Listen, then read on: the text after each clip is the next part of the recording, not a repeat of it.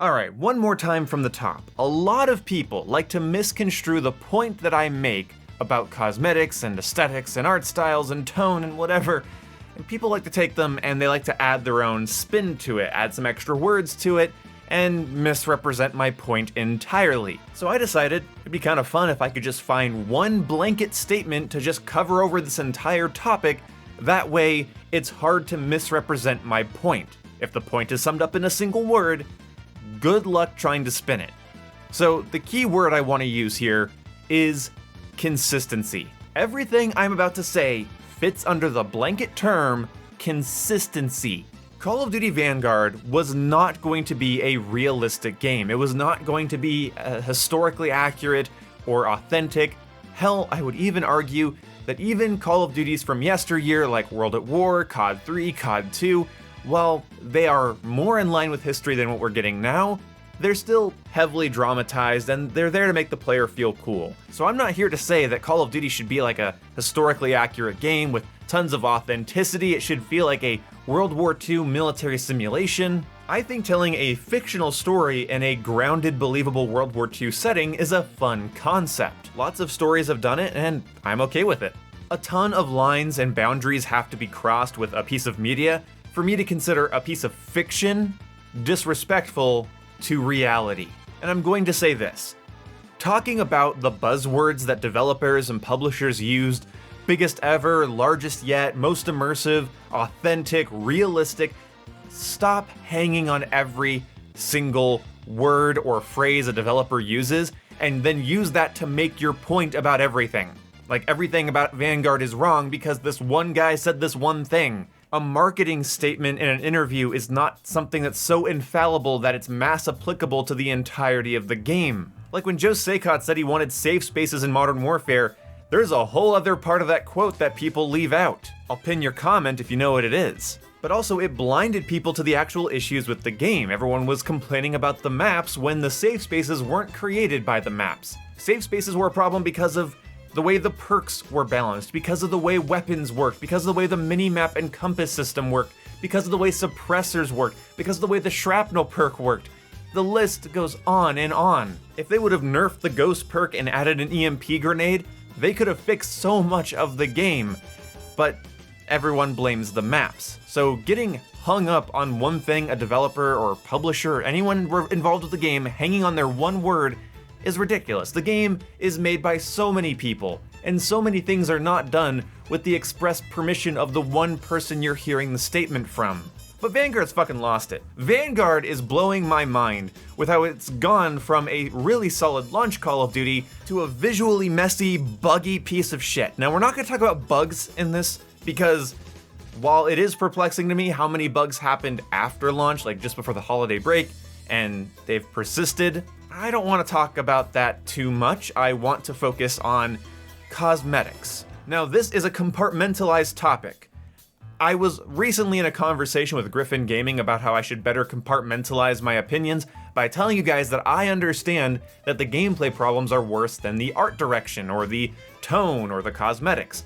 But after thinking about that for a while, come on, if you need me to tell you to compartmentalize two different topics, then you might not be old enough to watch videos about rated M video games. Obviously, gameplay is more important in many cases, but gameplay is important when it comes to playing the game. You know, aiming, shooting, jumping, running, sprinting, all of that stuff. Those are mechanical constants that are obviously a part of gameplay, but when it comes to being invested in the game, it's impossible.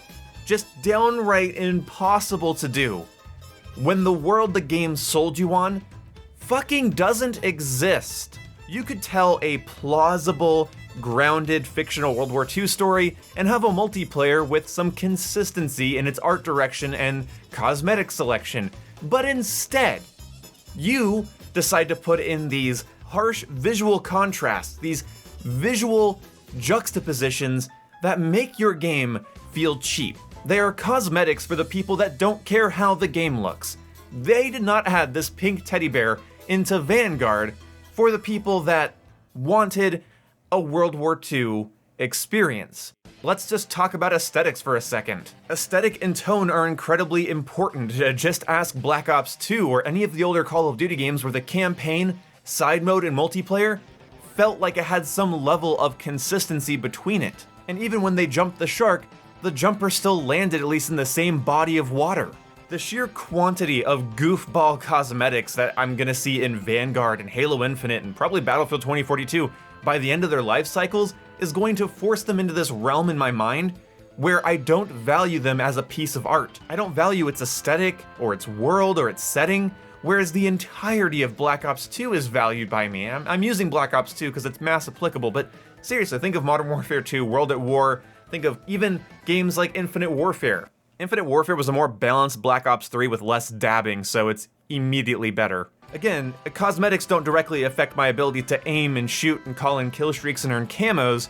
Bugs might impede that problem, but again, that's a whole other video. But when it comes down to it, my ability to be invested in the game, to look back on the game fondly and remember it as an interesting world, as an interesting take on a time period, my ability to do that dwindles more and more with each edition.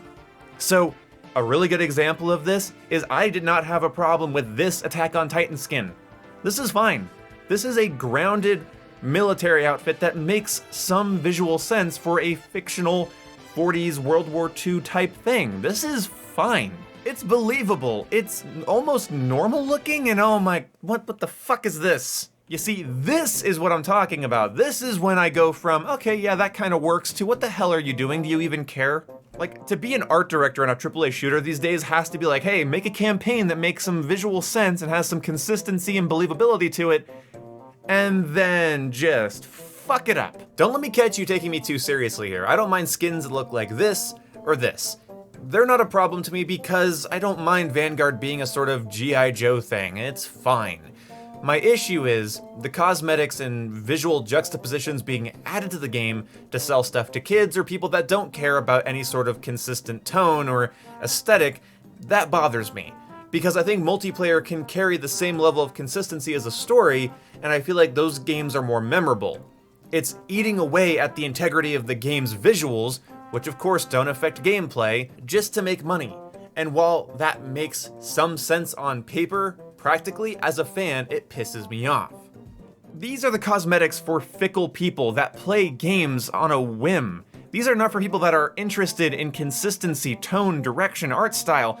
They're not interested in that. The difference between a normie consumer that just buys stuff because it's cute or it's part of something they like is that, like, they're not buying a World War II Call of Duty game to get maybe sort of a Sky Captain World of Tomorrow vibe or even a Captain America the First Avengers vibe. Like, Captain America and his group of Howling Commandos look more believable in the MCU than Vanguard's multiplayer does.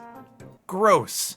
I know movies and video games are different, but our appreciation for aesthetics and art direction really isn't. When you look at games like Metro or Dark Souls, Call of Duty Ghosts even, and you see that consistency within the art style, of course it jumps some sharks, it has some fun, it's a multiplayer game after all. Some novelty maps, some goofy ass camos, and a couple out of place skins is unique, or at least it was. Now it's commonplace for the game's entire art direction, tone, and aesthetic, its vibe, its energy for you Zoomers listening. It's normal place for that to just be disrupted by microtransactions, and this is where I have a problem.